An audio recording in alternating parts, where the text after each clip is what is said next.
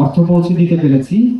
আমাদের স্যাম্পল কার্ডের মাধ্যমে আমরা সকলকে এখানে আনতে পারি নাই, স্যাম্পল কার্ডের মাধ্যমে আমরা এটাকে দৃষ্টিগোচর করলাম সবার মাধ্যমে। ফ্যামিলি কার্ডটি বাস্তবে এরকম হবে, কি অনেক ছোট সাইজের হবে, যেটি পকেটের মধ্যে রাখা যাবে।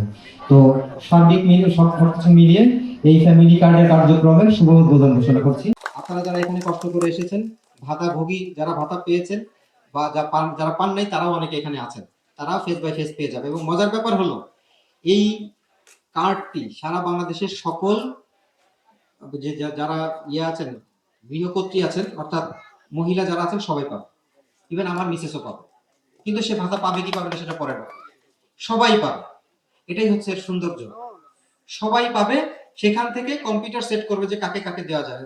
সাপোজ সারা বাংলাদেশে 9 কোটি আমাদের নারী আছেন, অথবা যদি চিন্তা করি 18 বছরের বেশি নারী আছে সাপোজ 4 কোটি, তাহলে এই 4 কোটি সবাই কিন্তু কার্ডটি পাবে। তবে প্রথম দিকে হয়তো 20 লক্ষ পাবে, তারপরে আর 10 লক্ষ, তারপরে আর 20 লক্ষ, এইভাবে পেতে পেতে যাবে, কিন্তু সবাই পাবে। এই টাকাটা অপচয় হবে না।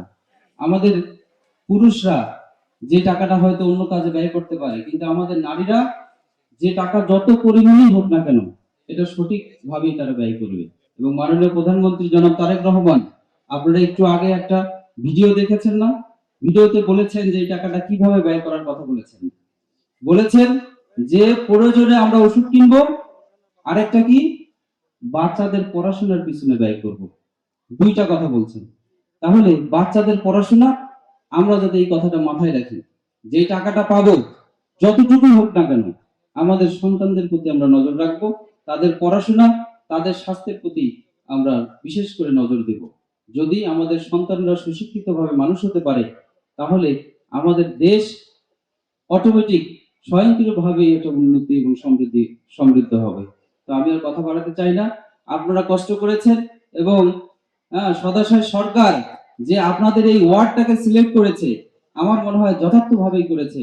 কারণ আপনারা অনেক কষ্ট করে, আমরা আমাদের সীমাবদ্ধতা ছিল আয়োজনের, তারপরে যত ধৈর্য সহকারে আপনারা বসে আছেন এবং কষ্ট করেছেন, আপনাদের প্রতি আমি আন্তরিকভাবে কৃতজ্ঞ এবং ধন্যবাদ জানাচ্ছি।